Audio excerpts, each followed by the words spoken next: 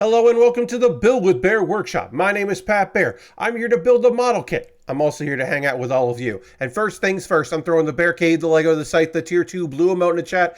If you are currently a subscriber, you can reply with those emotes. If you're not yet a subscriber, you can say hi or use other people's emotes. And if you feel like being a lurker and you don't want to say anything and you just want to chill, well, you can go ahead and lurk. That's also okay. Lashbrook is here. Hello, Lashbrook. Happy to have you here. It is a Saturday, and we're working on a model kit. Working on the Gundam Throne Drei, the third throne kit from Gundam 00. This Drei is 3 in German. This is also the third red model kit I've built Gundam in a row, or Gundam, mobile suit in a row, which is wild. We did build a car in between red kit 2 and 3, but I had to qualify it, and therefore it's okay. So yeah, Urban Bohemian says it's Saturday, first time I'm hearing this. And well, I gotta tell you right now, there was a second there where I was like, wait, oh no, am I wrong? No, I'm not wrong. You're making jokes, and that's okay. But there was a split second. Hey, just under spicy, happy to have you here. There was a split second there where I was like, well, maybe I'm wrong. I'm not wrong. It is a Saturday. Okay. So yeah, working on a model kit. We're going to talk about some wrestling because AEW's All In is tomorrow during the day. So I'll be doing a lot of that. And then watching that, I should say, not doing it. I won't be performing any wrestling, but I will be watching it. I'll be watching it while in a Discord with people, and that is the way I like to watch big wrestling events, is chatting with people. Not voice chatting, typing. We could do voice, but we don't. Dirty just subscribed for 60 months. That's so many months. Please join me in putting in the Bear Cave Lego site and tier 2 blue emote if you're a tier 2 subscriber into chat. Being a subscriber is the easiest way to support what I do here. And we want to thank Dirty so much. And also, hey, I like seeing the emotes when they show up. It's nice. It's nice to see. Should also say we're currently at, boom, 26 subscribers. The goal is to get to, boom, 40 subscribers. I shut up about it at 40. We don't have to get there. I like it if we could. Be nice. We've done it before. We could do it again. Yeah. Main overview. Boom. Table shaky because I've got to adjust where my table is that the camera pole is attached to, camera arm I should say, which the camera is attached to, and I have not done that in a while and I need to redo it. It's fine. Working on the Gundam Throne Drei. We built the chest on Thursday stream. Sorry, this is a little that little piece of black right there is just a little bit of foam from my headphones, which is very frustrating. But also fine. It doesn't hurt the headphones. It's just annoying. But we do have to put a sticker on. We're going to work on the head of this kit here. So look at that going. Casual chat here at the top of the stream because sometimes it's nice to have a little casual chat, just a little bit of business here.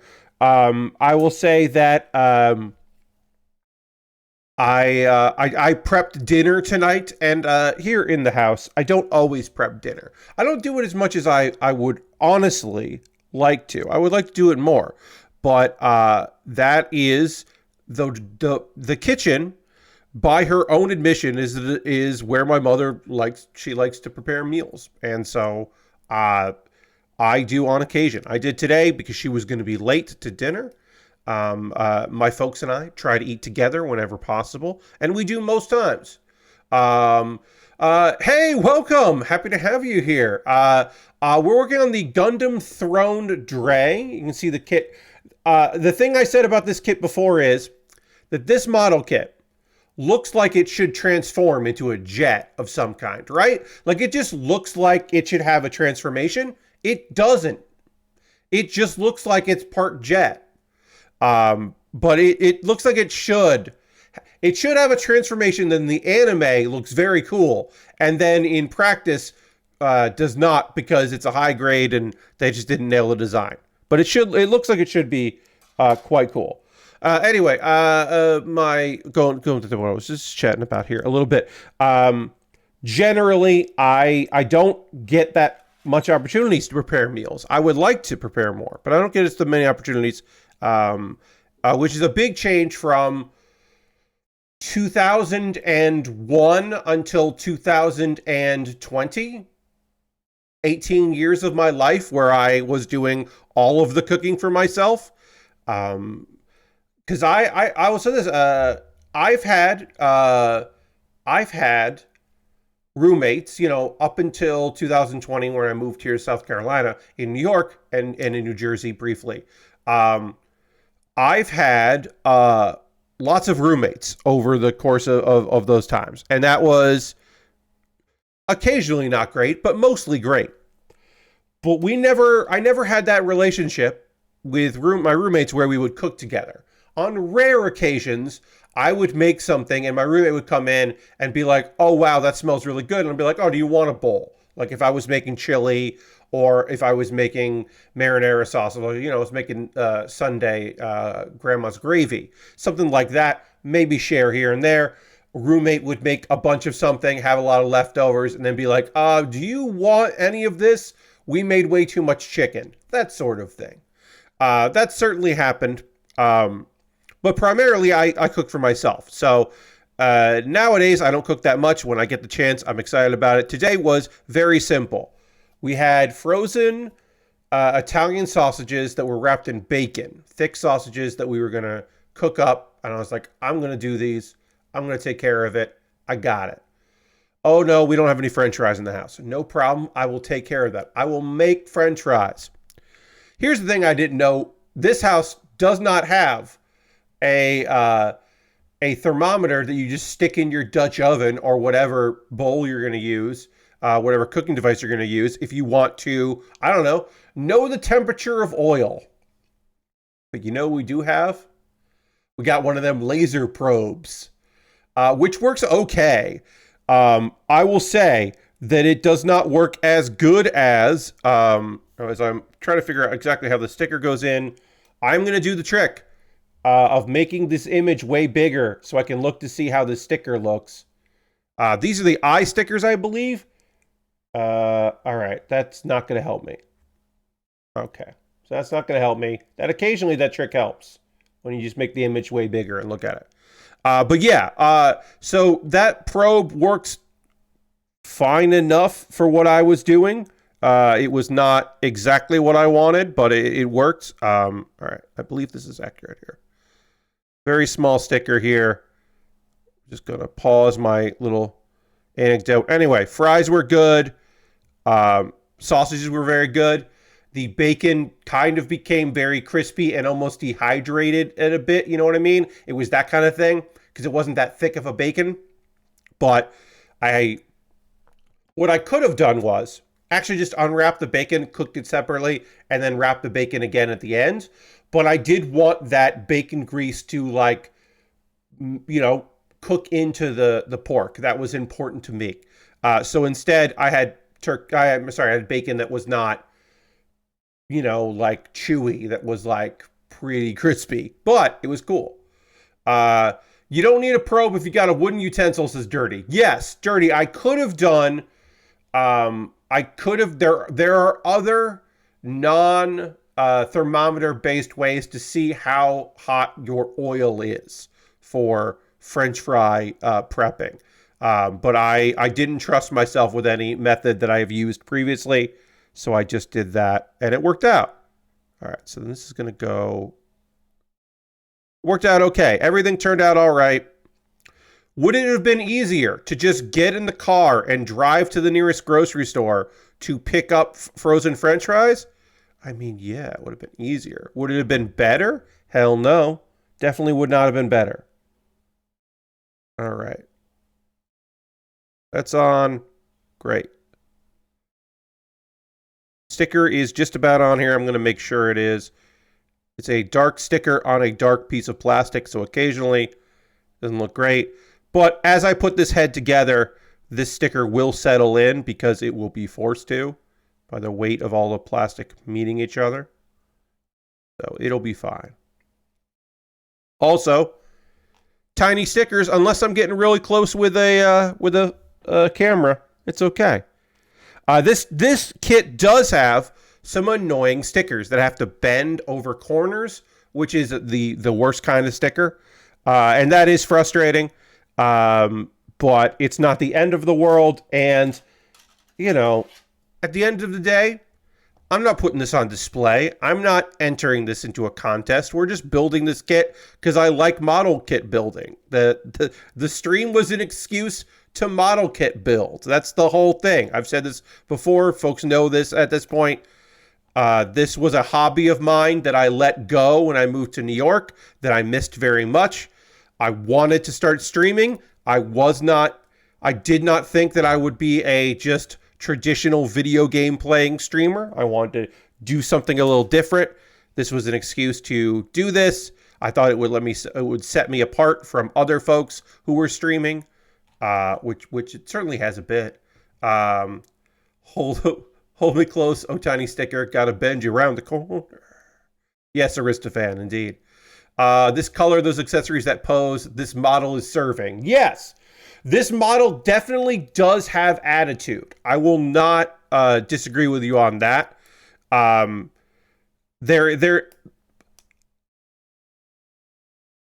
art of posing a model kit, and of course, this is not a stock photography. Not stock. This is not photography of a built kit. This is this is a render of the kit when they were designing it based on the art from the anime.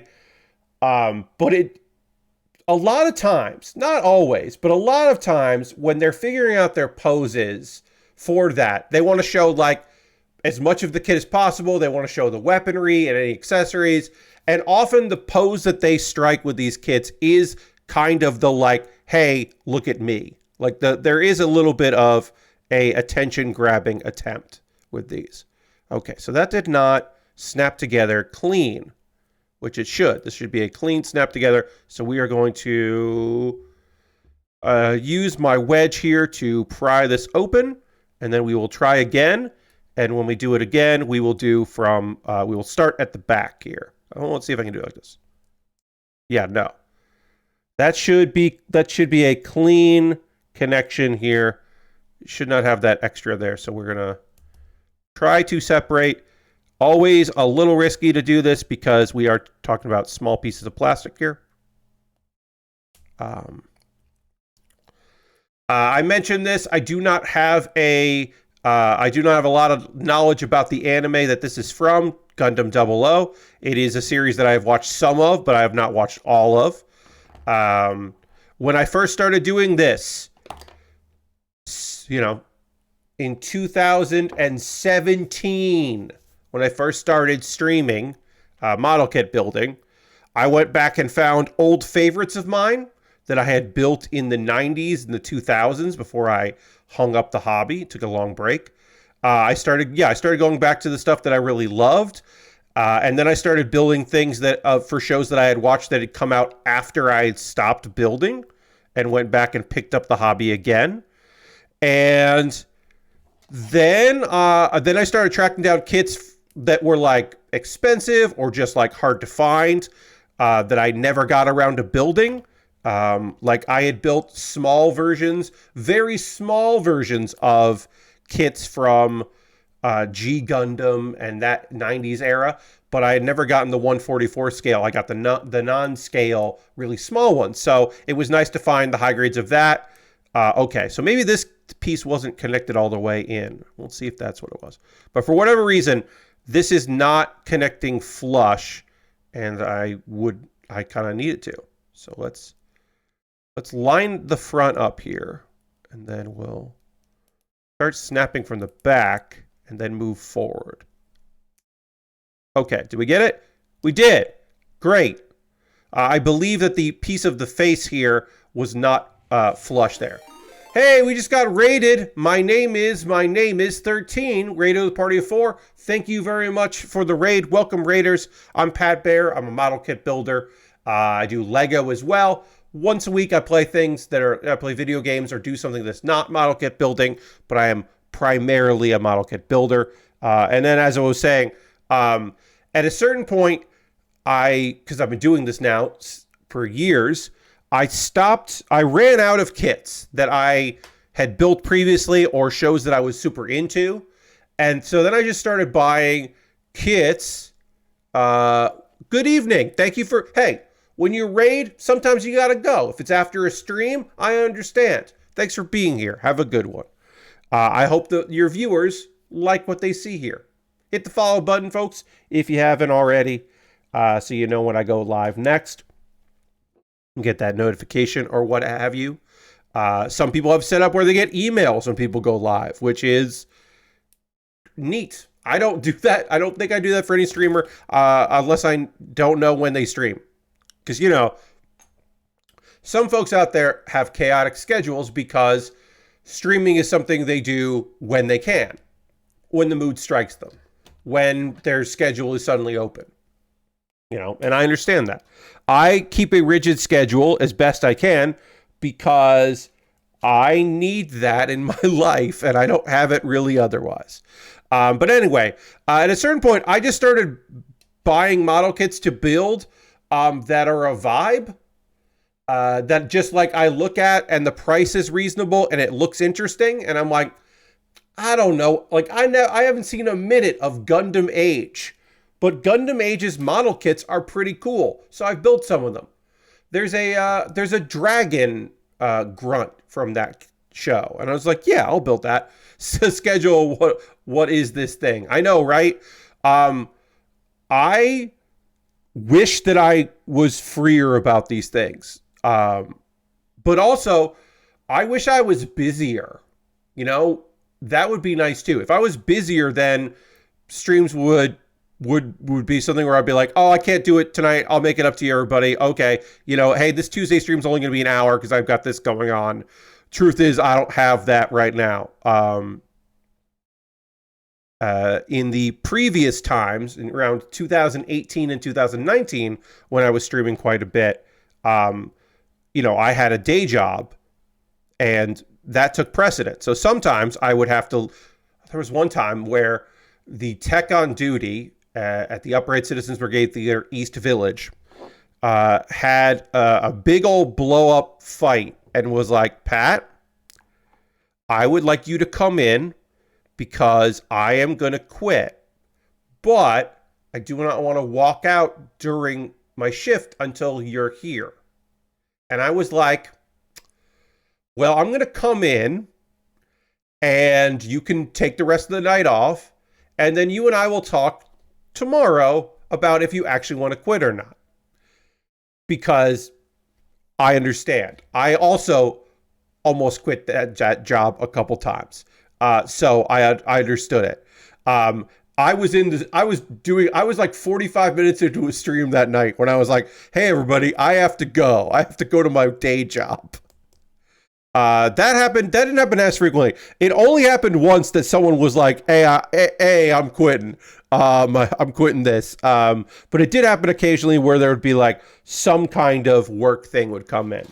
These days, if I'm not streaming, it's because I'm traveling, which is very rare, and let's be honest, it's because there's a professional wrestling event happening on a Saturday night and I want to watch it. That's kind of what it is. So the rest of 2024, AEW, All Elite Wrestling, one of the wrestling promotions that I watch, all of their pay-per-views are going to be Saturday nights for the rest of this year. After tomorrow's event, which is a daytime Sunday event, all their shows are Saturday nights. And on a case-by-case basis, I will decide if I am going to take the Saturday night stream off or not. And it's really just like, I don't know, what's the main event going to be? What's the card? I don't plan on taking All Out, which is in September, off, but maybe I will.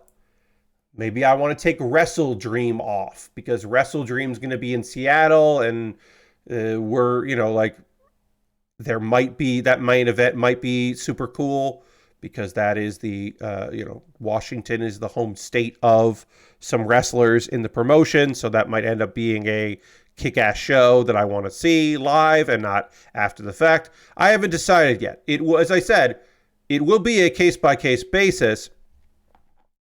Because that's just how things go. I don't want to say like, oh, I'm definitely taking this off because I don't like to miss streams. I like to be consistent because, as we've said, I said many times, there are folks here who I am their Saturday night.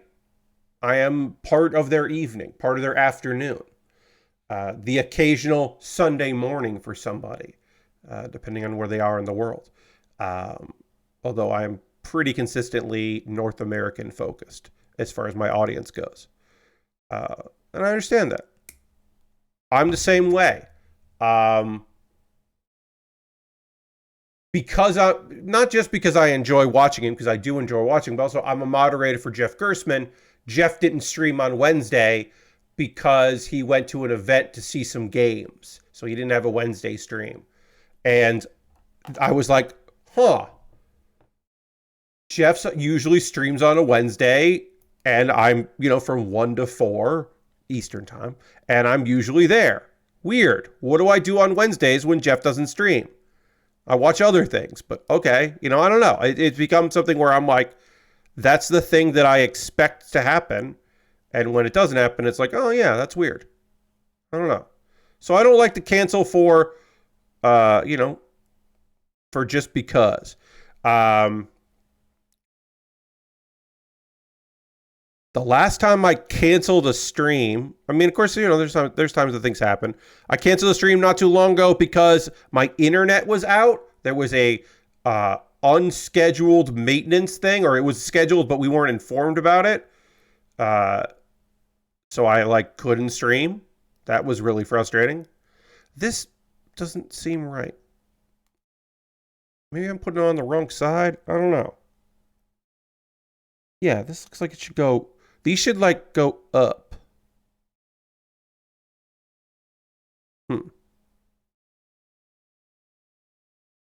Again, sometimes nice to look at the kit, just blow up the photo. Yes, these point kind of up-ish. So,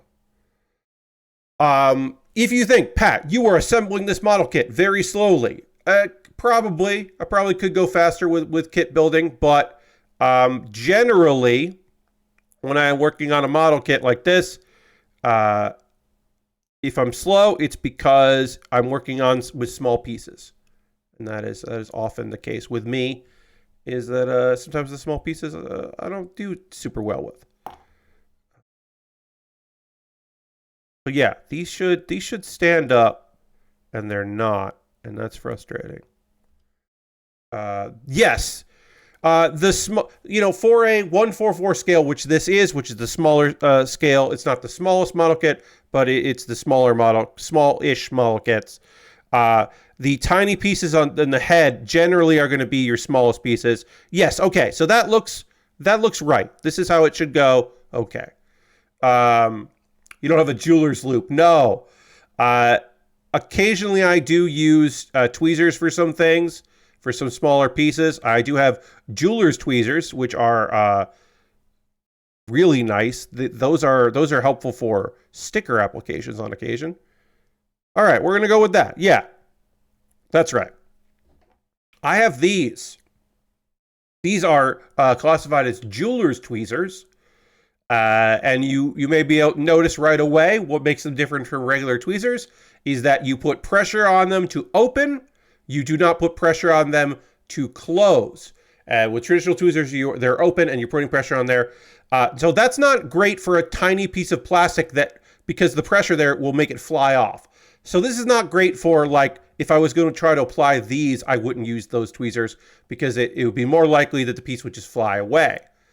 This is very helpful for a sticker. That sticker's not going anywhere. Right? Obviously I'm not going to peel one off just to demonstrate, but if I had a sticker on there, it's not going anywhere at all. This is very helpful for something like a water slide decal, where I am moving. Water slide decals look way better than a traditional sticker, but they are more involved. They're basically you are using water to move it off of a piece of backing onto the kit, and then drying around it, and then it hardens and it looks great. But yeah, these tweezers are great for stickers. And occasionally, if I need to keep a big piece of plastic steady, I can do something like that. If I do something like this is not going anywhere, and maybe it just extends it and gives me a little bit of an extra hand there. A little bit of help. That's that can be helpful. All right, we're done with the head. We can move on to, unfortunately, a sticker. But before we finish this up, we are going to use markers, because that is something that I quite enjoy doing here. We are going to panel line this. We are using the quick and dirty method, which basically just means I will use my marker. I am going to hit any kind of indent here that I want to fill, any of the panels, and then I will go over it with my eraser, my polymer eraser, to clean up the lines. There is not a lot to panel line here, but there are a couple of indents here in the white, so I'm using a gray marker on the white. This just makes it pop. It just makes it... it looks way better than just the regular plastic. Would this kit be better if I was using paints on it? If I was airbrushing pieces? Sure, it would probably look better, but I don't have the gear for that kind of a thing. I don't have the equipment or the space to be using that kind of brushing, or just even regular paint. So we use some markers. That's all we really need on here. We're going to hit a little bit here, and then we'll use the eraser. Some people like to use a cotton swab, a wet cotton swab, to clean up. I probably should have done these lines before I put these in, and so I will use a non-used tissue that's just here. I'll just use that to kind of clean up the lines, because I could take these out and put them back in. I just don't want to. I should have recognized that when I was starting to put these in, that, oh yeah, I do have to panel underneath them. I usually use my polymer eraser because it's just nice and quick and easy. And as I said, I am using the quote-unquote quick and dirty method. I am not doing the painstaking process. There are markers that fill, where you're just like dabbing, and then a little bit of the ink just kind of fills in a line. Those are more expensive. Some people argue that it's a better look with that. If I was doing this for myself in my free time as a hobby, I would probably spend more money on those elements.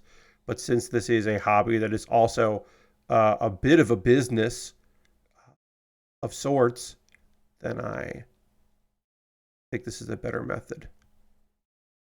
There are streamers out there, and they will sit. They will use a snipping technique where they're using several snippers. They are using sandpaper sticks. They're using X-Acto blades to cut pieces out.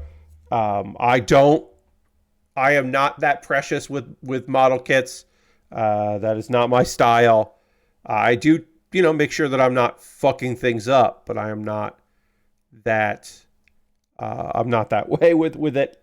I'm not that precious with it. Some might argue that I should be, but I'm not. And the head has been attached. The head is now attached. Good there. I'm going to double check that there isn't anything else that's supposed to go on that head later. Nope, that just goes there. Great. Head has been attached. Our kit doesn't sit well. It just likes to lean over because the way the backpack is designed. Eventually, that'll be fine. I'm a big fan of my glass file, says Lashberg. Yes.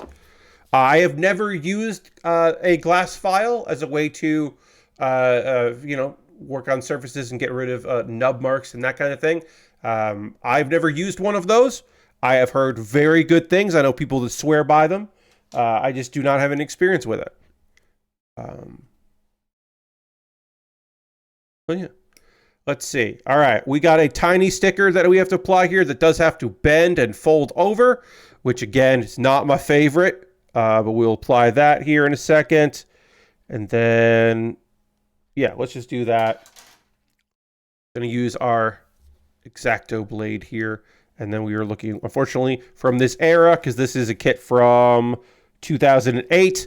So I do have to match symbols, which is going to be one of these, I'm going to say. Yes, it's this color, because that's, yeah, the arm goes in there. Okay, yeah, working on the shoulder here. They're the same sticker. Just double checking to make sure That's the symbol I need. Yes. Okay. We'll peel up a sticker here. Okay. So this is a bending, a folding sticker here. So we are going to. Is this the right sticker? Now I am curious if this is the right sticker here. Let's make this image larger for the shoulders. Okay. Yes, there's the sticker there. All right. So it's just the top half of it. Okay. Yeah. All right. That's what it is. Okay. So this sticker is just going to go on basically here. Whoa, where does it go? Yes, it's just going to go on here about halfway through and bend. It's going to bend. So basically half of this piece of plastic will have a sticker on it, or a little bit of it, way less than half. Fold it over. And you might say to yourself, Pat, that seems like something you would stress over for a very long time to get right, or say, I did my best.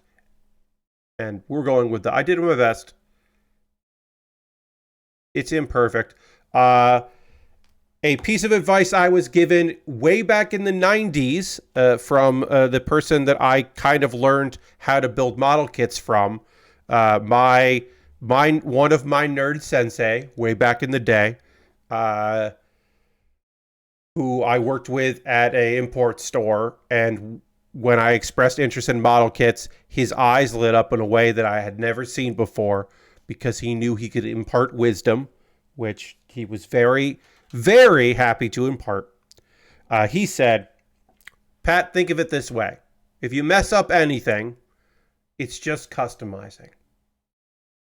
And I have taken that to heart for many, many years when it comes to model kit building, is that, I put this antenna on a little wrong.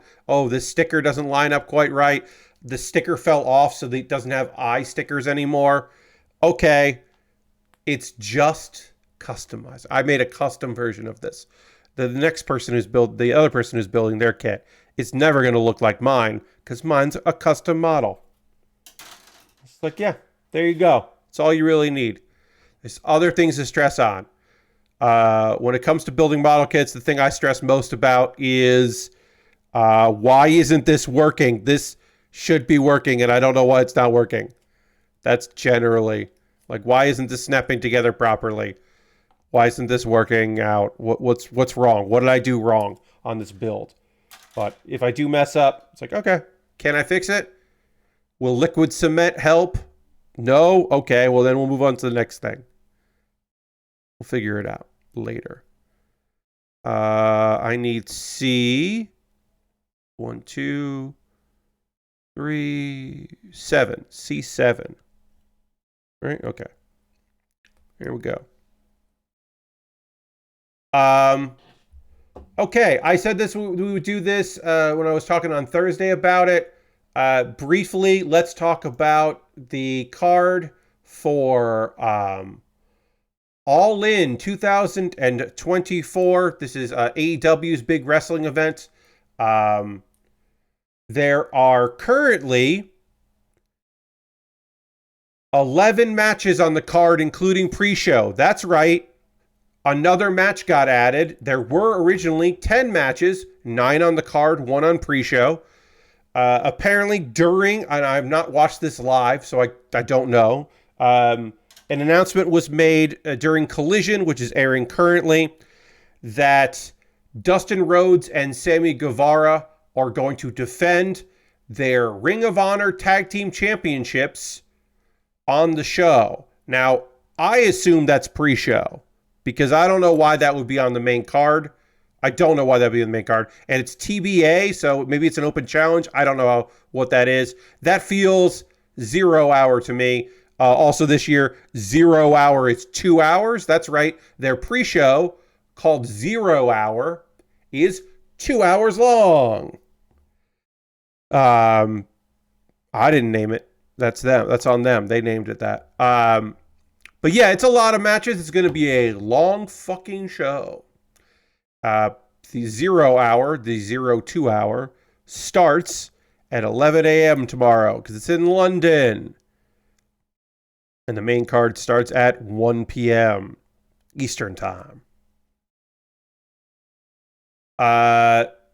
Going through the card, I will give my predictions. Chris Statlander and Stokely Hathaway versus Willow Nightingale and Tomohiro Ishii. It's a mixed tag match. The winner will choose the stipulation for the one-on-one contest between Willow and Chris. I've been told that the one before last was 2 hours. Yeah, Lastberg, I believe that was like an hour and a half. They've often been an hour and a half, and maybe the last one was 2 hours, but it really feels like they were all an hour and a half, and now it's just recently they've been increasing to 2 hours. So at All Out, which is the next pay-per-view, which is in like 2 fucking weeks, Willow and Chris are having a match for Willow's... it may or may not be for Willow's belt. I don't know if that's been stated, but they're having a match. The stipulation will be decided by the winner, which makes me say for certainty, Chris Statlander and Stokely Hathaway are going to beat Willow Nightingale and Tomohiro Ishii. It'll be Chris pinning Willow. I don't think it's going to be... Tomohiro Ishii will do business. He is a man who will do business. I don't think they're going to have him lose to Stokely Hathaway, who is not a professional wrestler. He is a man who's been trained to wrestle, that has done wrestling, has been in matches. But I do not expect him to win that match. There will be probably minor interactions between Willow and Stokely is my guess. But maybe Chris will try to hit Tomohiro. I don't necessarily expect that to happen. Tony Khan does not like intergender or all-gender wrestling. That is just not a thing that he is a fan of. So I do not expect there to be much contact between men and women in this particular match, which is of course, is a fucking shame, because if everybody's on board for it, and they're all trained wrestlers, it could be very fucking good. That's the only 0 hour match. Again, my thought would be that Dustin and Sammy in 0 hour, but if they haven't said it's 0 hour, then I guess it's on the main card. But like, why the fuck is that happening? I'll watch Collision after the stream and find out. After that, we know that there is a 4-way London ladder match for the AEW World Trios Championships. Spoiler for Collision. The winners of that, there is a Top Flight and Leo Rush versus Pac and Claudio Castagnoli and Wheeler Yuta of the Blackpool Combat Club. Winning team gets added to this. That's right, a team who is only trioed together for one match that is happening tonight somehow is in a title match, along with the current champions, the Patriarchy, Christian Cage, Kill Switch, formerly Luchasaurus, hey, Lord Crashington, and Nick Wayne. The Bang Bang Gang, represented by Juice Robinson, Austin Gunn, and Colton Gunn. Jay White is currently on the injured list. There is talk that he is ready to come back, but he has been out with injury. And of course, the House of Black, Malachi Black, Brody King, and Buddy Matthews. My prediction for this one is the Patriarchy keeps winning because it's interesting, and Christian with a belt is better than Christian without a belt. House of Black feels like that's stagnation if they win it. Bang Bang Gang could win it in this incarnation. I think that would be totally reasonable for them to win. I think that this match is so that Pac is on the card because they realized they didn't have a match for Pac on this card. And they didn't want to have 3 teams in it because they've got 3 teams in the tag match. So I don't know. I could see almost any of these teams winning. I think the Patriarchy should win because that's the best storyline to go is them continuing to be champions. I think is better storyline than the alternative. Um, Young Bucks, Matthew Jackson and Nicholas Jackson. I haven't been keeping up with AEW. What's up with Adam Copeland and Christian? They feuded. They had a long, storied rivalry because Christian is one of the best heels in the company, and Adam Copeland came in as a babyface, and Adam wanted his friend back and wanted to tag, and Christian didn't want to do that. And they feuded up and down the card. There's been title matches. At one point, Christian was the TNT champion. Adam Copeland beat him for the belt, but then Killswitch had a guaranteed contract, which he was bullied by Christian into giving to him. So then Christian became the champion again. It's a whole thing. Adam Copeland is still injured. He took a very bad landing off of a very dumb move that he should not have done off the top of a steel cage, where his body just didn't move the way he wanted it to, and he landed on one of his legs. So he has been on the injured list for quite some time. We hope that he makes a quick, and pleasant recovery, and that he is back at full strength soon. And when he comes back, I'm sure they will feud some more, because they are probably in a forever feud. He was not feuding with him at the time, but it's a whole thing. Sorry, I just got this one thing I want to check real quick. Oh, okay. Yeah, that's fine. Yeah. So that match, I don't know who wins. I don't think Pac and the Blackpool Combat Club win. That just feels weird for them to win on their second match as a trio. That just feels weird to me, so I don't think it's them, but I can see any other teams winning. Honestly, I would like it to be Bang Bang Gang. I think Bang Bang Gang with the belts are fun. Those are fun dudes with the belts. Young Bucks versus FTR versus Acclaimed in a three-way tag match for the AEW World Tag Team Championships, which the Young Bucks are currently the champions. I believe this is AEW's first a three-way match for the tag belts, which is kind of interesting. FTR inserting themselves into the storyline, I've hated. This could have easily just been Acclaimed versus the Bucks, because I am bored to tears with FTR in general, but specifically them and the Bucks. It just doesn't make sense. A lot of stuff makes this match not interesting to me, including Max Caster, again, in general, specifically Max Caster on the internet, specifically him on social media. I'm just tired of Max and his shenanigans and his seeming interest in being fired or fined. I don't know what the fuck he's trying to do. Anthony Bowen's singles run when? Please singles runs, Anthony Bowen's. It's time. Anthony has got all of the potential in the world, all of the upside in the world. Max is holding him back. But Tony Khan put those two together, and that was one of his first, big, good ideas, quote unquote. So they'll probably stay together forever. Yes, Lashbrook. Besides his rapping being terrible and unfocused and bad, in general, as a babyface, which is wild, his social media stuff is ridiculous. Trying to pick fights with people about we don't want you in this company. And it's you're a babyface. Don't tell someone who may or may not be hired by your boss that you don't want them in the company you're in. What are you doing? You are a babyface. Get out. Shut the fuck up, Max Caster. Shut the fuck up. Challenge. Failed. Oh, great. More stickers, friends. Don't worry. There's more stickers that have to go on this. And don't worry. They're thin. They don't have to bend, though. They're just very thin stickers.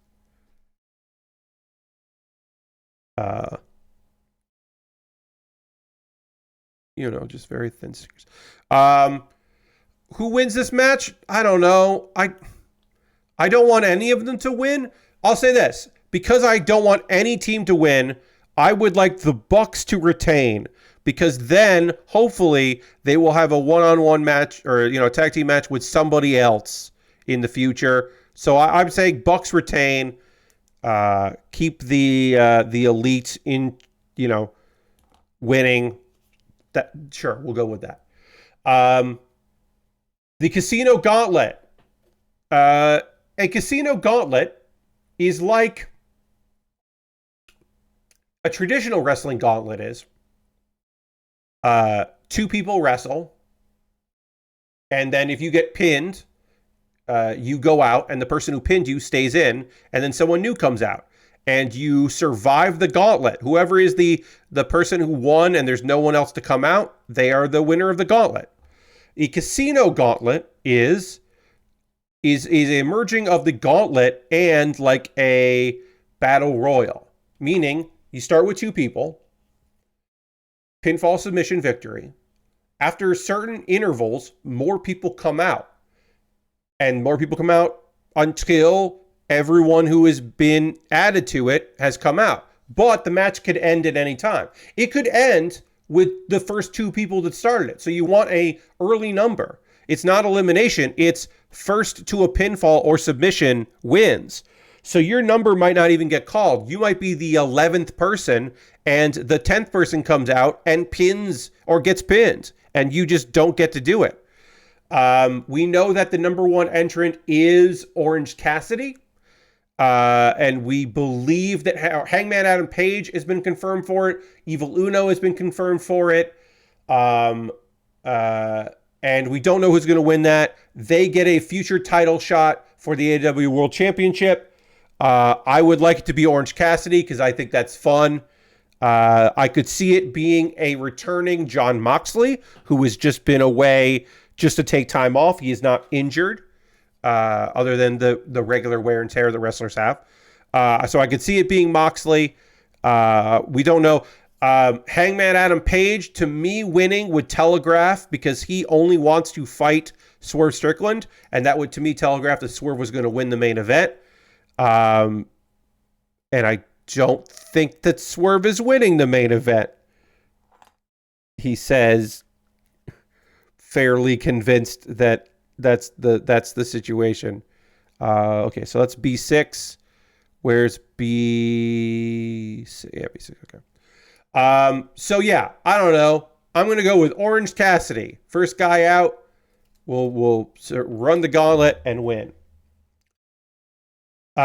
Feel good moment for Wembley Stadium. Chris Jericho is defending the FTW Championship, which is the Fuck the World Championship, but he calls it For the World because he's a heel, against Hook with Big Bill in his corner. If Hook loses, Hook cannot challenge Lashbrook. I don't think we're going to see Hangman versus Bryan Danielson again so soon. And Bryan Danielson is winning because he's not retiring at Wembley. So I don't think we're going to see Hangman versus Bryan again. So I don't think that Hangman is going to win. That's why I'm saying that Hangman doesn't get to win things. He gets to lose all the time and lose his fucking mind.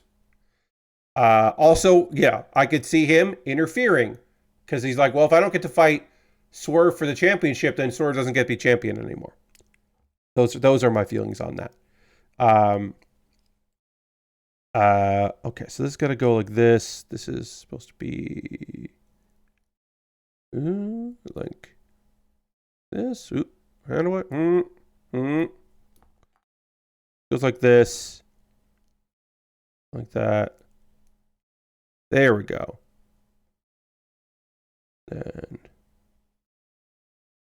go like that. Okay, got it. All right. That goes like this. Sometimes I think I'm doing it right, and then I look and I go, nope, this isn't right at all. And sometimes I'm like, I'm doing this correctly. Nice when I think that. Hook wins. Hook defeats Chris Jericho. Hook wins the belt back. End this fucking storyline. Move Hook onto Jericho onto other people. Have Hook defend the belt against other people. End this, end this, end this. Please, please, please. Let this be over. Let this fucking be over. God. Take a fucking vacation, Jericho. Go on tour for a longer period of time. Please get off my fucking TV. End this goddamn bit. Find something else for Brian Keith to do that is not this. And Big Bill. Make them a fucking tag team. Let them do other things. And end it. Jack Perry defending his AEW TNT Championship that he recently unveiled a custom version of in a coffin match against Darby Allin.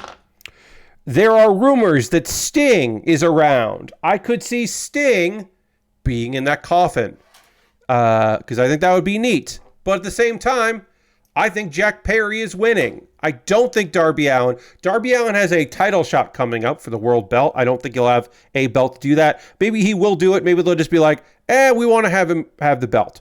This one I'm not fully convinced about. The idea of introducing a new title just to lose that title, I think they're already doing later in the card, higher in the card. So I don't know if they would do that twice because I believe that Will Ospreay will win the AEW American Championship, which is the International Championship renamed to be the American Championship by MJF, the current champion. Ospreay beating MJF, it feels like a no fucking brainer. There are many people still mad that Ospreay is not in a world title match at All In, especially with there not being an All In London next year. But the whole idea of a Danielson winning the belt in the main event at their biggest show of the year, it fucking makes sense why they're not doing that. Mercedes Moné versus Dr. Britt Baker. If Jamie Hayter shows up, then Britt wins. If Jamie Hayter doesn't show up, Britt loses because Mercedes has muscle on her side. She's got a valet, she's got an executive assistant, whatever you want to call her. Also, Mercedes with a belt makes people very happy. I don't think Britt needs a big moment. Yes, just another Spices. Mercedes Moné, formerly known as Sasha Banks, is the TBS champion, the secondary women's champion in AEW. And I expect her to retain her title at All In. But if Jamie Hayter shows up, I would love Jamie Hayter to show up just in general, because that means that she's ready to make a comeback, and that would be great. I guess she could show up and not be able to help out enough, and then they still lose. I don't know. Timeless Toni Storm versus the Glamour Mariah May for the AEW World's Championship. It's Mariah's time. This is Mariah May's time to win the belt. It has been a long time since it made sense at all to have Toni Storm lose. None of the matches he's had. Mina Shirakawa was the closest where I was like, they could fucking do this. They didn't, which tells me this is Toni Storm's time to... Toni Storm has had the belt for long enough. She has done incredible work. The Timeless character might be at its end, and I think that's reasonable to say that is at its end. I would be fine with that personally if she rode off in the sunset with this gimmick and came back as another incarnation, a version of her last character, whatever she ended up doing. Dustin Rhodes and Sammy Guevara versus TBA. I am literally going to refresh the page to see if they've announced who that is. That is a surprise, I guess. I don't know who the fuck that surprise could be, or that TBA could be. Maybe there's going to be a tag team battle royale or something in the pre-show that decides. I don't know how that works. I don't know what is there. Dustin and Sammy retain, unless it's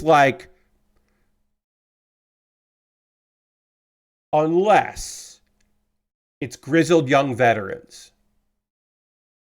If grizzled young veterans The tag team, the NXT tag team, they have their name, the Indies Darlings, a UK tag team.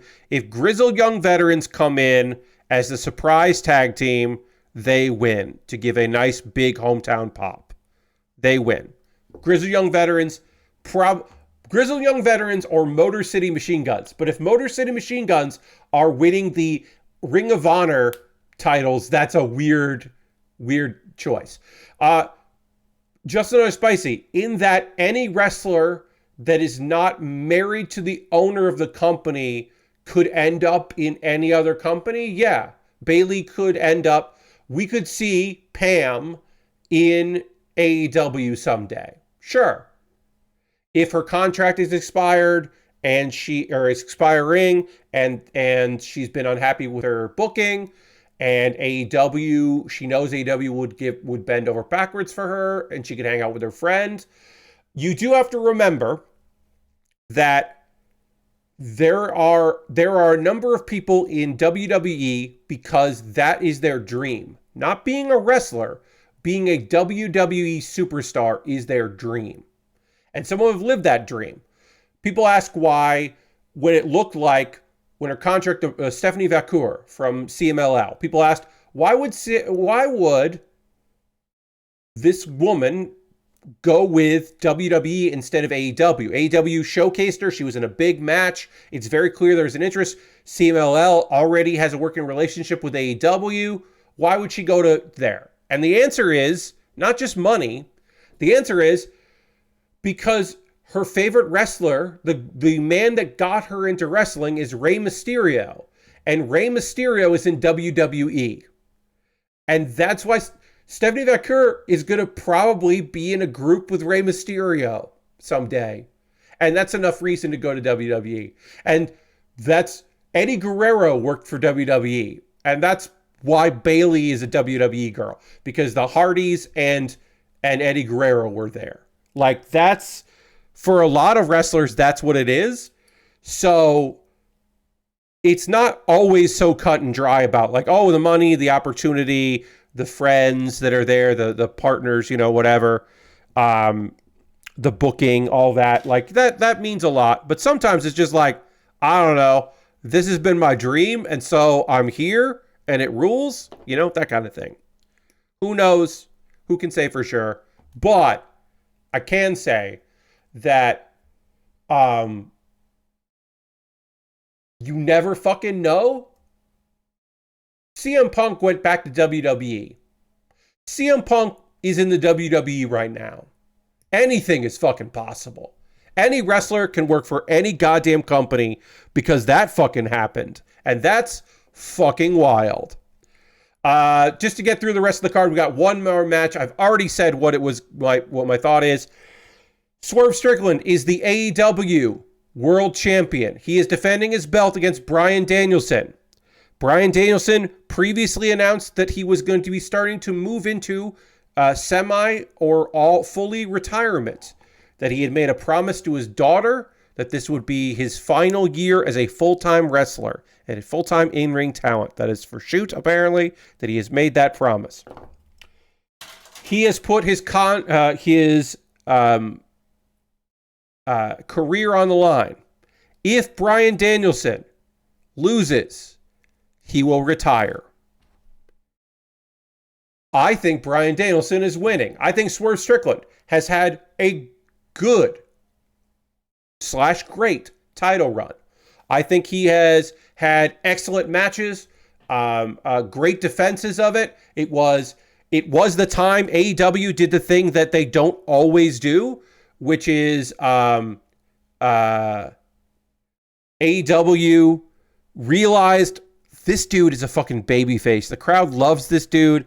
We could wait. We could go with some things we're going to do. Nah. We got to fucking put the belt on him. It's time. We're putting the goddamn belt on Swerve Strickland. Now, would Bryan Danielson love to lose this match? Bryan Danielson, the man? The wrestling mind? Oh, he would love to go out to mess with expectations. to lose this match. Sure, he would love that. But you know, when you're talking about love, there's a certain love that you have to take into consideration here. And that's the love of Tony Khan putting the world title on Bryan Danielson. Tony Khan saying one of my world champions in the promotion that I run was Bryan Danielson. Bryan Danielson, who does not necessarily want to be world champion. You have to remember that Sting fought being a champion in AEW. He became tag champion. His final retirement match, he won and retained his belt, and then had to give up the belts, because a big reason for that was reportedly that Tony Khan really wanted to say that Sting was a champion in AEW. And I am not directly saying these are the same people, that Bryan Danielson and Sting are on the same level. I am not suggesting that. I am saying that for Tony Khan at some point has envisioned himself sitting at a desk for the post media scrum, the press question and answer period that gets live streamed, next to Bryan with the belt. And he has seen that in his mind, and he likes what he sees. That is my interpretation of the events that will transpire tomorrow. I feel like it is a pretty much done goddamn deal that that is what's going to happen. It is going to be and you know what? As always, friends, I could be fucking wrong. I could be so wrong about that. I could be so wrong, and Swerve Strickland fucking wins and retains, and that's it. Daniel Bryan fucking retires. And guess what? He doesn't actually retire because he gets attacked after the match. Oh, there's one more match. I'm not done yet. Fuck this. I'm done when I say I'm done. I shouldn't have put my career on the line. Whatever. Just another spicy. If you would like to watch it, you could order it from fight.tv. You could order it from bleacherreport.com. You could order it from, I think, payperview.com, YouTube. You could stream it on YouTube if you wanted to and pay for it that way.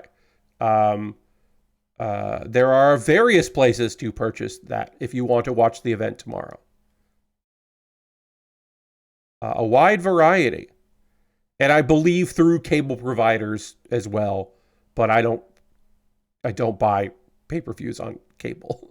I have not in a very long time. I purchased mine through YouTube because YouTube does not let you keep the video after a certain period of time. I think it's like a week, which kind of sucks. But guess what? That video is going to be out there on the internet, and I'll just download it if I really want to watch it again. Mostly I keep it because YouTube, hey, here's a weird thing about YouTube. They're very fucking good about having a streamer that works. Their streaming service just fucking works. There's no hitches. There's no slowdown. There's no crap out. YouTube just, you buy the pay-per-view and then the pay-per-view works. And sometimes Fight gets overwhelmed and kind of fucks up. And the same thing with Bleacher Report. So I often just use YouTube when available because it just kind of fucking works. Let's see. Okay. All right. We're going to take a pause for the cause. I'm going to talk to you about ways you can support the channel and what I do here. What does that mean? Well, it means for the next couple minutes, I'm just going to chat with you about ways you can support what I do if you want to. Everything I'm about to tell you is optional. You don't have to do any of these things if you would like to. I would love that, but you're not required, of course. First and foremost, if you want to throw the Bear Cave, the Lego, the Scythe, the Tier 2 Blue emote in chat. Being a subscriber is the easiest way to support what I do here through Cash Money or your Prime Gaming token. If you have Amazon Prime, link with Twitch, you get that token. You can use that on anybody. Reminder to friends is this. Uh, if you're going to subscribe, make sure you do it through twitch.tv/sub/Pat Baer and not on mobile. Don't use the Twitch app. Do not use the Twitch app. I don't know. You could answer it if you want. I guess if you want to tell me, but I don't know. But yes, if you want to subscribe, don't go through their app. Don't use the Twitch app for that because they're just going to charge you more and more and more on a monthly basis. If you want to become a subscriber, go through use a web page to do that if you'd like. And again, you don't have to subscribe, but if you want to, you can. You could gift a sub. Like Lashbrook did. We had one get the sub this month, which is very kind. Bits and coins are also always appreciated if you would like to do that. Those are ways to support what I do here. I do have a Patreon at patreon.com/Pat Baer. That is another way to support what I do here. I have a $1, $3, $5, and $10 tier. It's a rolling memberships. So if you join today, they don't charge you again for another 30 days. So you can get in on that if you'd like. Different rewards or different tiers. Consider joining me on Patreon. I have a YouTube channel at youtube.com/Pat Baer. Over on my YouTube channel, you can subscribe for free. And I would love for that if you want to subscribe. If you don't want to subscribe, okay, that's fine. There's videos there that you can check out. Love for you to check out those videos. Also, there's memberships.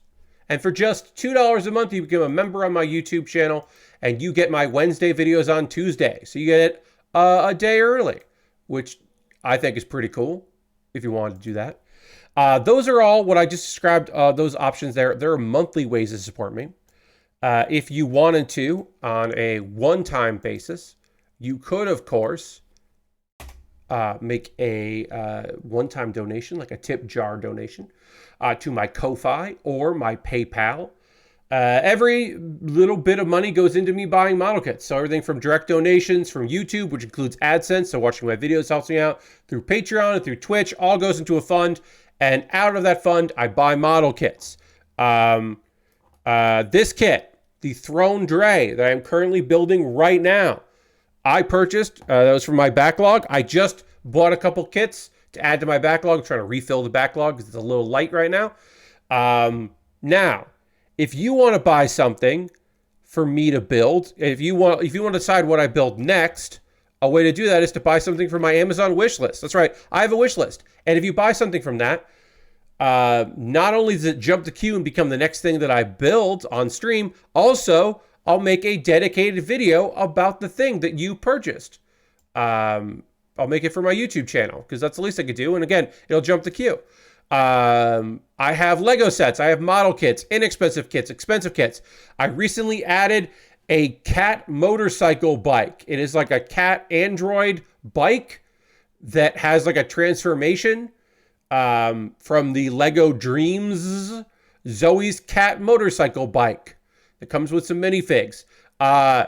It looks cute. I don't know. I've built one thing from Dreams, and this one looked neat, so I just recently added it to my wish list. But yeah, there's model kits and Lego sets, expensive stuff, inexpensive stuff, stuff with free shipping, stuff without, some gear at the bottom. And if you see something there you'd like to see me put together, you could always purchase it, and then it definitely will. And obviously, as I said, no pressure. You don't have to do any of these things. I have a Throne wish list because it is nice to have an alternative to Amazon. So if you want to jump over on my Throne wish list, you could do that. And the most convoluted way to support me financially is USA Gundam Store. You go to USA Gundam Store, you buy a gift card. They send you an email with that gift card code. Then you send me a whisper here on Twitch and send me that gift card code. Or you could send me a DM on Twitter, or you could send me a DM on Blue Sky or Mastodon if you want to do that. You could send me a message on Discord, I guess, if you wanted to. I don't know. Occasionally people will do that. But yeah, if you wanted to, you could. That's a way to support me. If you want to support me and not spend any money, I have a Discord. You're more than welcome to hang out in my Discord. I post build photos at the end of every stream. People post stuff they're working on. Sometimes people just post things they think would be interesting for me to read. and it often is interesting. So that's nice. A couple video links for you to check out, and then we'll get back to building. Pat Bear's Anime Club. This episode of Pat Bear's Anime Club is me talking about isekai that are set on Earth and trying to explain how reverse isekai is not a thing. The very notion and very concept of reverse isekai doesn't make any sense and is not a thing that you or I have to deal with. Why would that be a thing? What are we talking about here? And then Kuma Baer is my, so watch that video, please. Kuma Baer is my weekly anime recommendation series, where every week I put up a video talking about a subject, talking about an anime that I just want to talk about for like a minute and kind of put out there into the universe, and hopefully people will pick up on that and want to check out that anime. This week I talked about Place to Place, which is a phenomenal anime. It is a chill slice of life series that you should check out. That is just so goddamn good. Please check out Place to Place. It is posed as if it is a romantic comedy. It is not a romantic comedy. It is actually got some elements of romance, but it really is just about a bunch of friends hanging out and having a great time in high school. It's very silly. It's very jokey, genuinely funny. That is Place to Place, and I talk about it in the video from Kuma Baer. As I start to get closing to wrap up Chill Slice of Life month. Let's see. I'm going to talk about some anime that I have been watching in a moment. Before I get into that, and I'm going to keep working on this model kit. Before I get into that, I will need to go to my overhead camera, and we can get back to building. And I do need to drink some water, so we will dramatically transition to the overhead camera right now.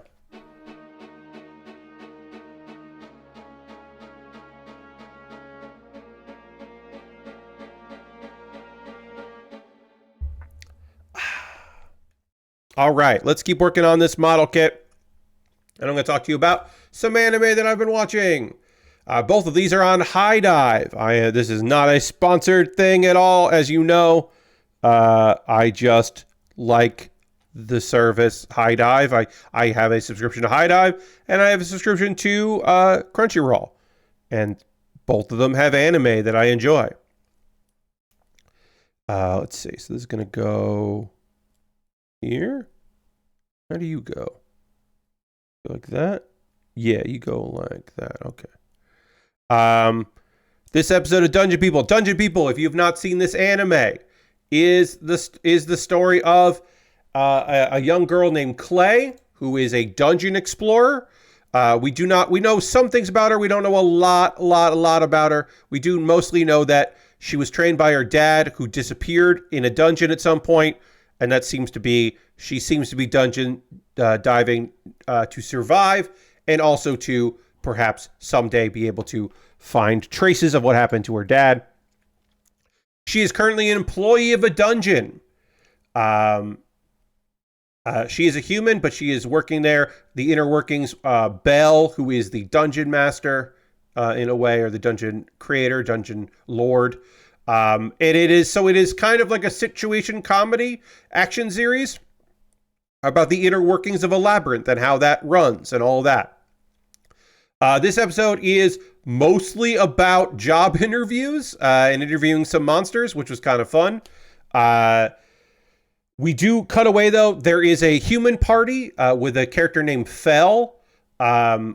This human party was attacked by monsters that were being controlled by our girl Clay. And so this guy, Fen is like, I want to get back there. I want to defeat that skeleton that took me out and defeated me. I'm gonna make this happen. I'm gonna do it. I'm gonna get my revenge. And so we see him a little bit, and then we cut back, and Belle is interviewing monsters that want to join the dungeon and work for the dungeon, and Belle is taking Clay along. there's going to be some there may or may not be combat involved, so that's why Clay is there if they need to test people's strength. And they interview people in the final room of the dungeon, the last area of the dungeon. And the monsters get summoned in. There's a dragon that they talk to for a bit, and then they send Dragon home. Basically, Clay is just like, look, these interviews are more like a lecture. It's a chance for me to talk to a bunch of different monsters and kind of let them know where they're at and where I'm at. Because Clay is just like, hey, you seem to be hiring everybody. Like anybody who you meet, you seem to be offering a job to no matter what. And Clay is just like, or Belle is just like, I like giving monsters opportunities, which is nice. And then they summon a monster named Teruru. And then Teruru can speak in a language that Clay can understand because she's not been able to understand every monster. They talk about the demon world and magic gems. I believe we're going to see Teruru in the future, but we don't see much of there. And apparently, people refer to the world that the monsters are from as the demon world, which we did not have that. And that monsters don't typically use magic. They use spiritual arts. And that's why they think of Belle as a demon, because they are demons. They're from the demon world, and Belle is a high-ranking person, so therefore she must be a demon. Again, sometimes these episodes are huge on the world-building stuff, which is cool, because I like world-building. But I could see if you were looking for an action series, maybe this being a little more low-key. We meet Helldaned, but Helldaned is that's not their name. Helldaned was like, oh yeah, I just showed up. I murdered the person you were supposed to be interviewing and took their place. Because this dungeon is full of magic gems and I want them. So, hey, hand over those magic gems. Clay is just like, hey, how would you like me to murder this person? Clay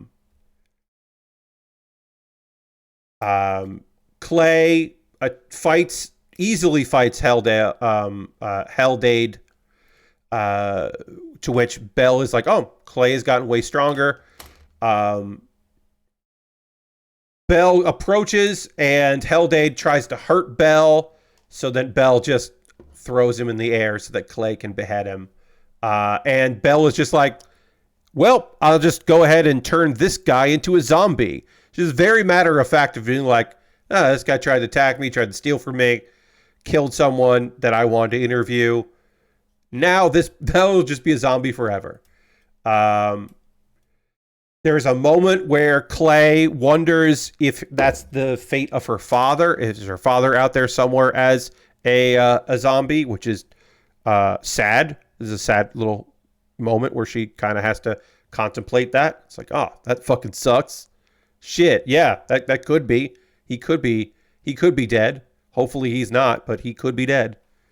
All right, sorry. Let me get this on here.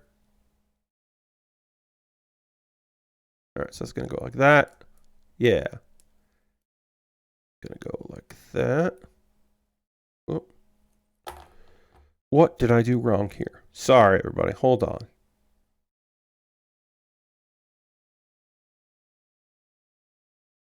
Let's go like that.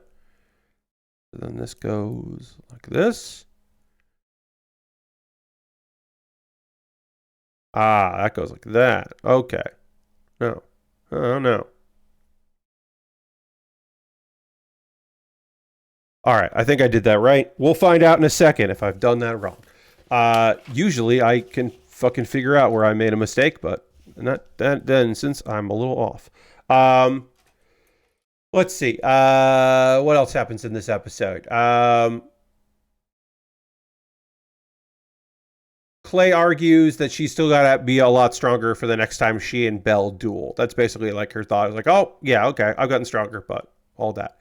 That fight is fairly significant. It's not long, but it's like fairly decent fight.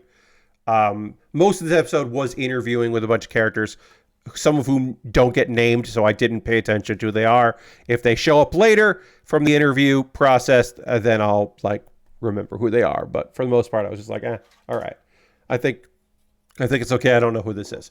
Then we fight. We flash over to Fen, the guy that we met at the front of the episode. He and his party are fighting a cat monster that Belle interviewed. So that's one of the people who just got interviewed. And that cat gets defeated, but we may remember that it's not actually the cat. It's the cat possessing, its soul possessing a fake monster. That's why when you defeat a monster, it's not really gone. And that's how a monster can respawn in a dungeon. Because that's part of the whole thing of how a dungeon works.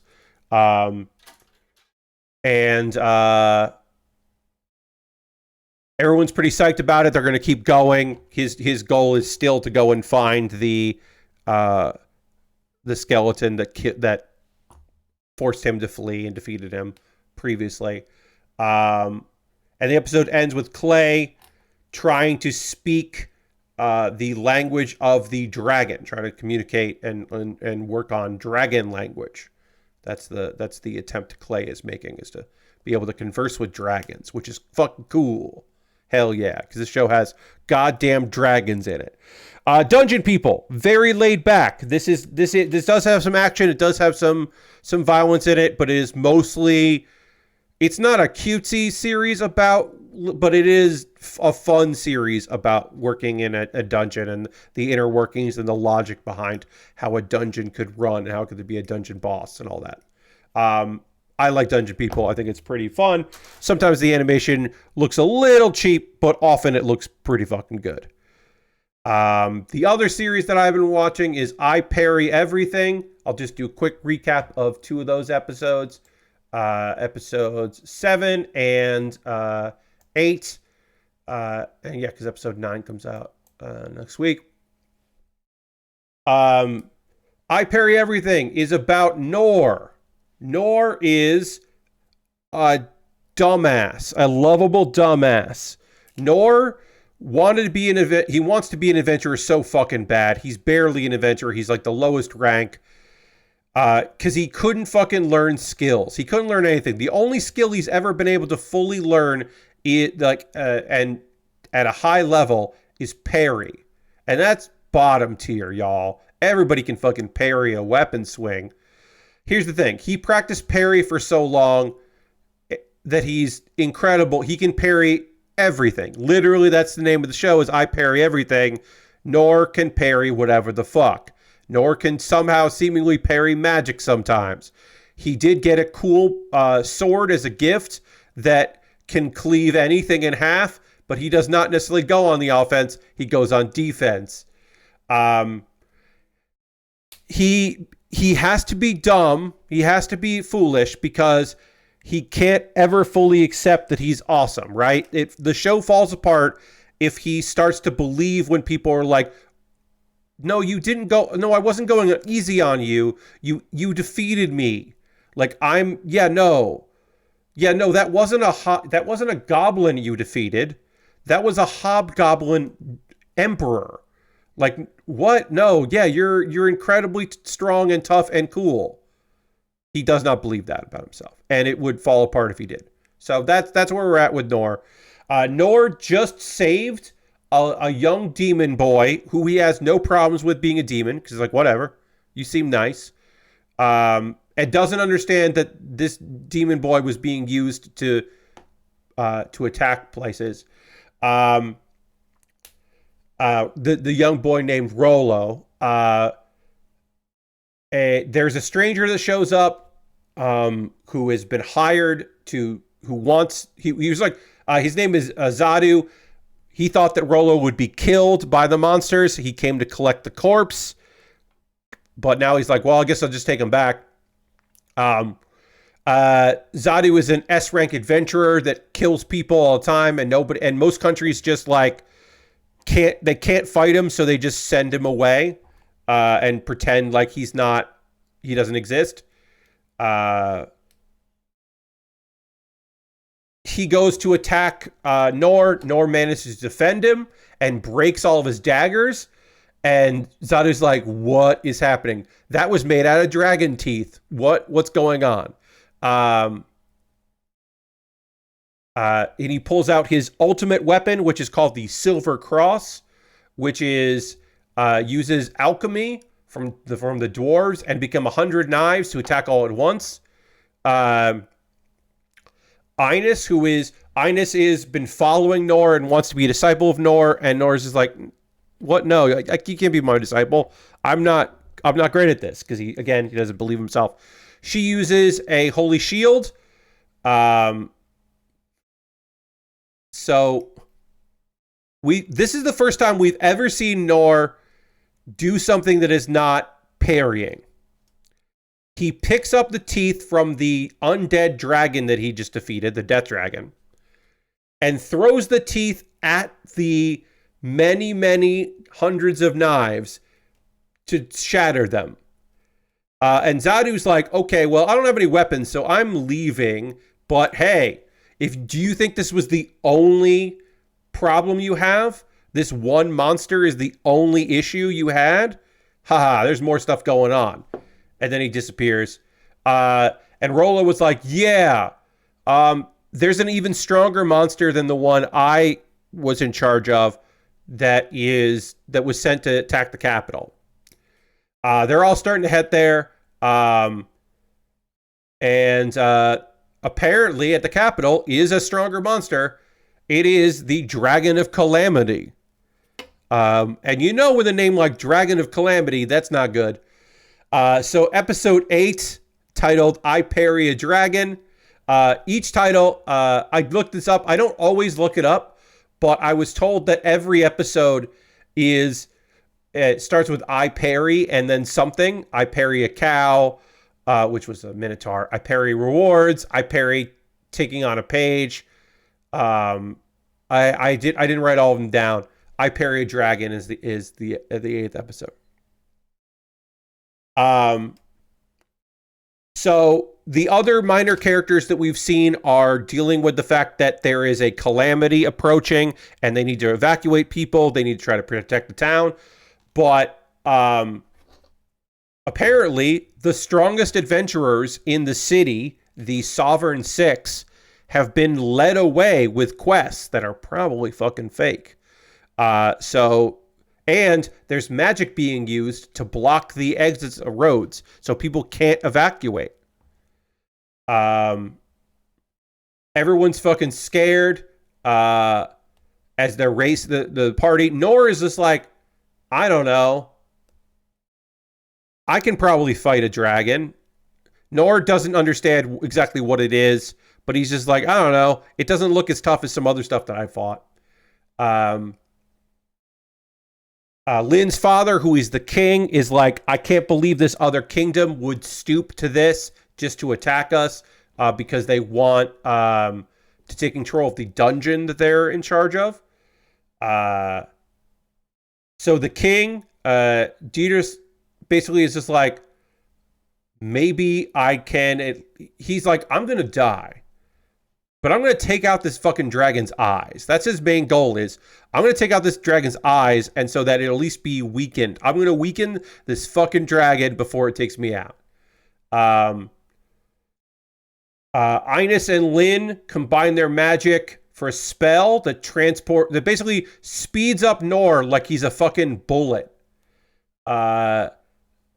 And he cannot control his speed, and he also can't stop it.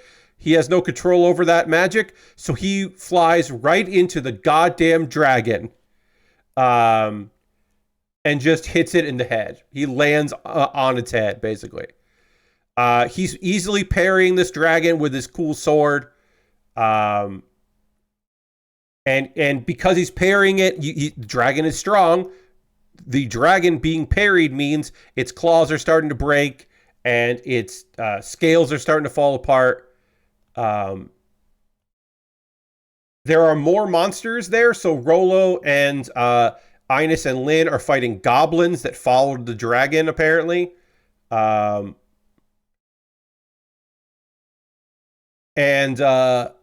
apparently, this episode ends in a way that I think fucking rules. So Rolo can talk to monsters, and Rolo's just like, this dragon is fucking pissed off. And this dragon is not pissed off because it's been enraged. This dragon is pissed off because it can't do shit against Nor. And Nor seems fucking bored, and Nor is like very confident. And the dragon is just like, what the fuck am I supposed to do against this guy? This guy is parrying a dragon. What the fuck? And then Nor breaks one of its fangs, and the fucking dragon just falls over, and it's not dead. It just gave up. The end of episode 8 of I Parry Everything is a dragon being like, fucking, I'm done, man. I don't want to do this anymore. And submitting because it's lost its will to challenge Nor anymore. And again, is I Parry Everything a great anime? No. But is it a capital G good anime? I think it is. I think this show is good. I think it is really goofy in a way that really is fun and enjoyable to watch. We are putting the beam sabers in here. This kit does not come with beam sabers. This is where I think where they would be if they attach there. Instead, it's got these things that snap on here, apparently. This is the end of us working on the arms, and the feet are next. But yeah, these things live on here, and they bend around a little bit. We'll put those on. Weirdo model kit. But yeah, I think I Parry Everything is just a really good, fun, silly time.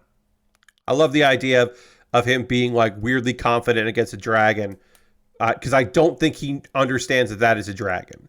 I am assuming the reveal will be him being like, yeah, this lizard's no big deal, and him not appreciating that he defeated a dragon.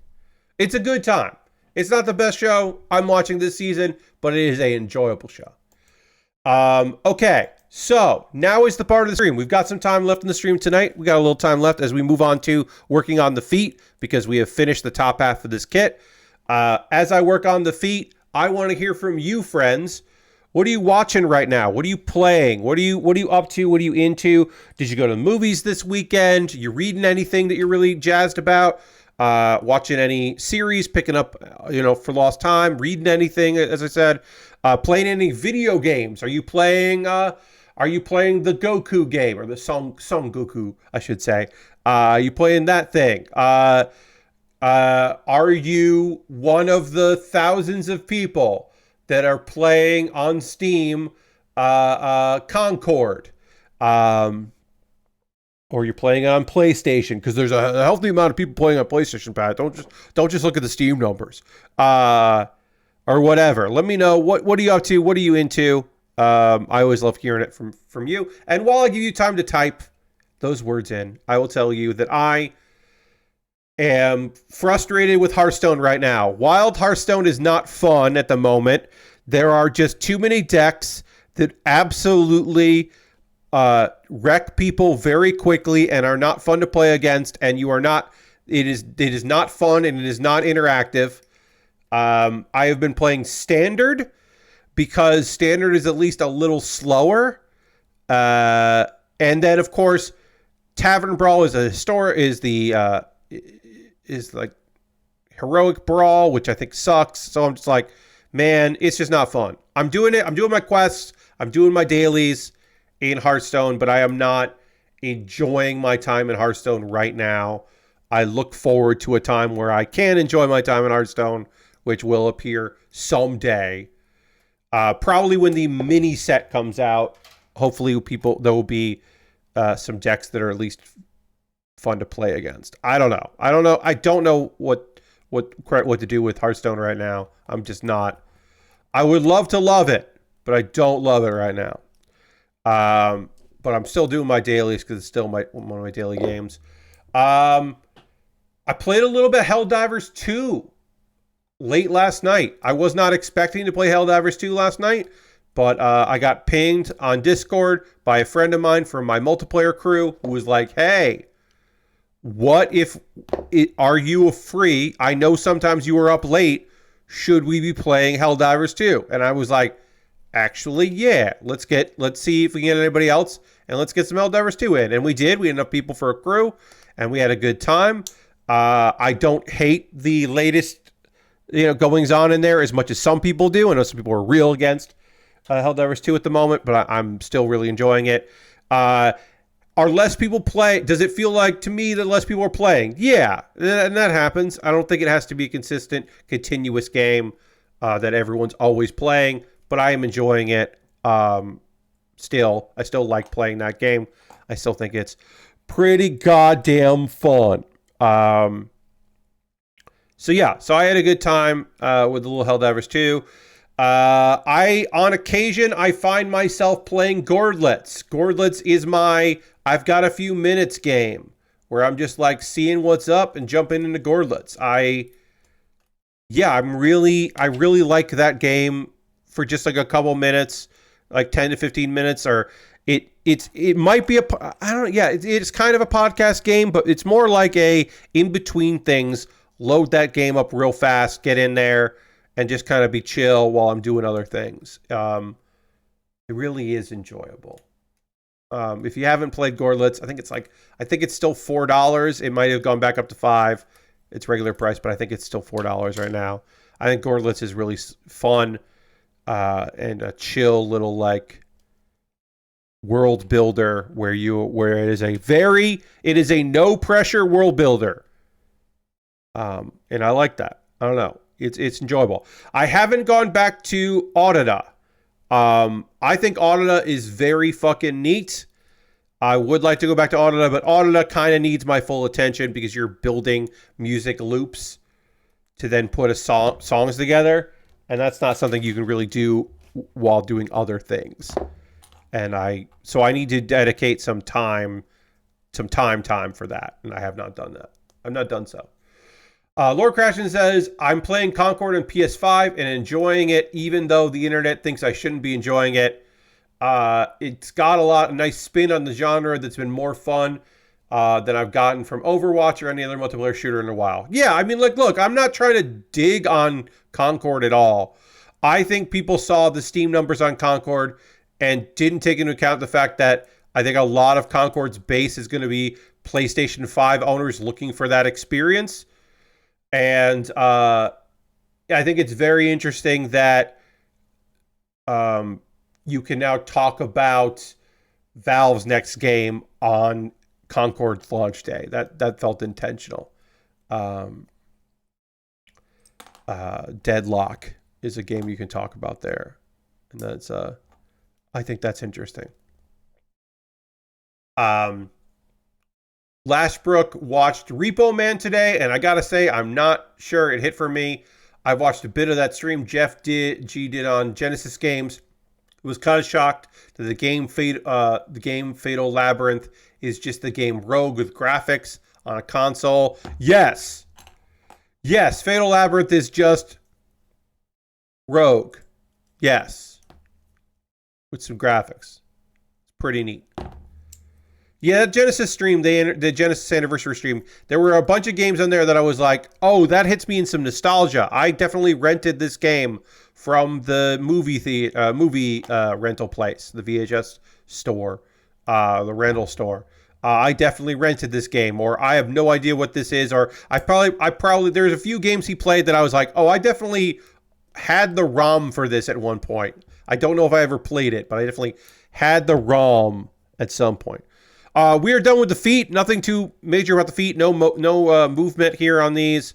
No slide and nothing. We'll panel line it just because using the black marker on this. But yeah, Repo Man, I don't know the last time I watched Repo Man. I think Repo Man is a cool movie, but if it didn't hit for you, it didn't hit for you. I understand. Sometimes they don't hit. You don't have to like everything. Sometimes things are a time and a place kind of a product, you know? Like I really like the movie Dogma. Do I think in 2024, if I watch Dogma for the first time, that I would think the movie Dogma is cool? I would think a couple moments from it are cool and interesting. But when it came out, I was a person who was wondering if I was religious at all or not, or if organized religion was my thing or not. And I think it hit me at a time as someone that liked Kevin Smith films, certainly. I was certainly into. I loved two of his movies and liked one of his movies, and that's pretty fucking good for a guy that at the time had three movies. For me to love two of them and only kind of like one of them, because Chasing Amy was always, even as a late teenager or mid teenager, I understood that Chasing Amy was not a good piece of.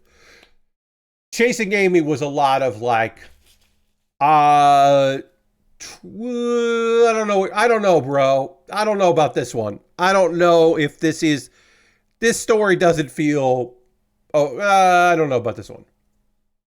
But yeah, I don't know if Dogma in 2024, I'd be like, this movie rules. I'd probably be like, this is an interesting attempt, but I don't know. Because yeah, things change over time. Some things, as I said, are time and place. Some things are classic.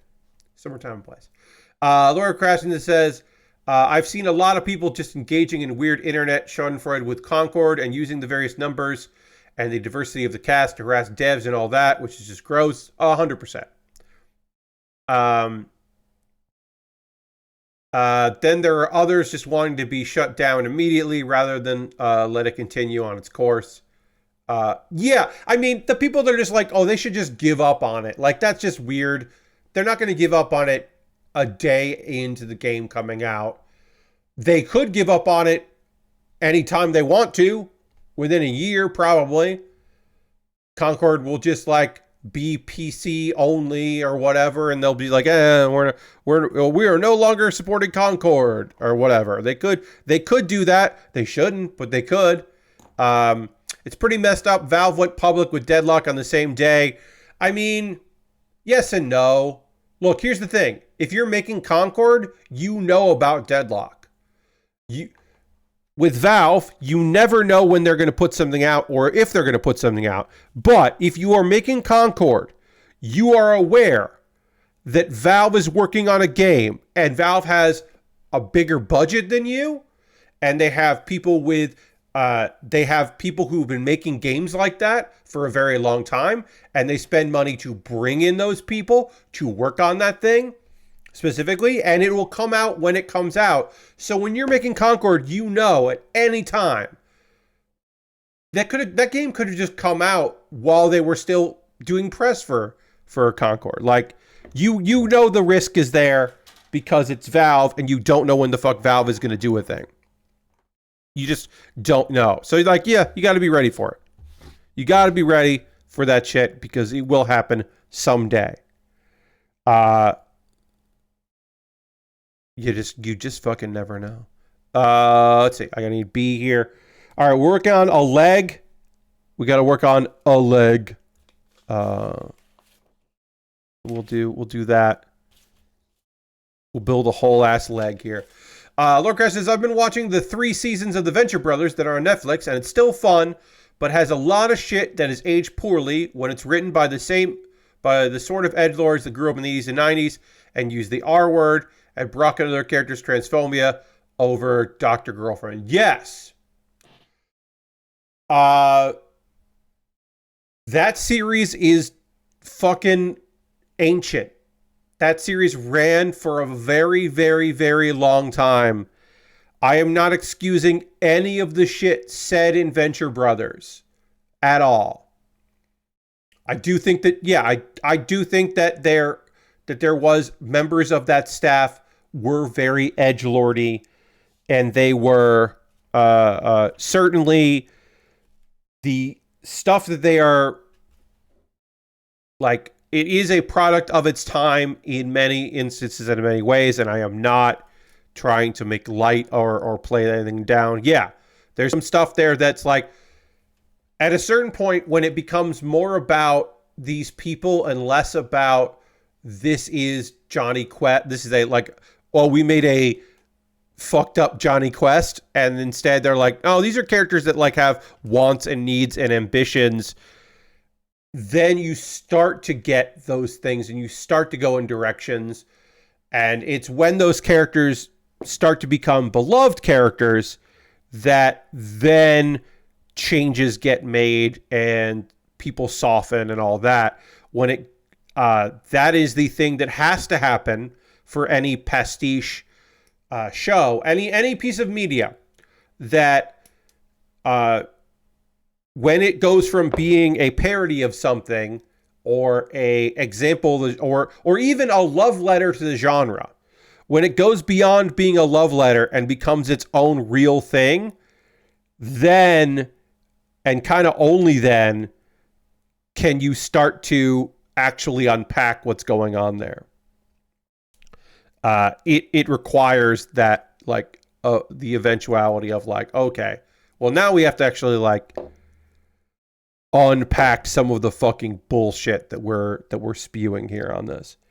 This is A4, but this doesn't look like it's going to be right. Maybe it is. Okay, that might be A4. It might be just weird shading on this part. That doesn't look right.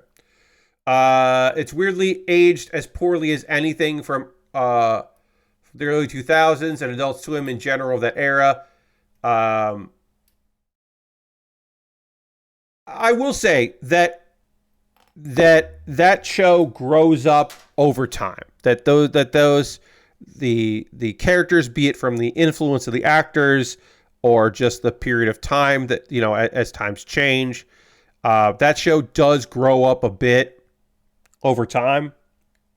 It may be too gradual for some. It may be like, what are we even doing here in general? And it's like, why did we even get to this point? And I think that's totally reasonable. If people don't want to engage with that particular thing, I totally understand it.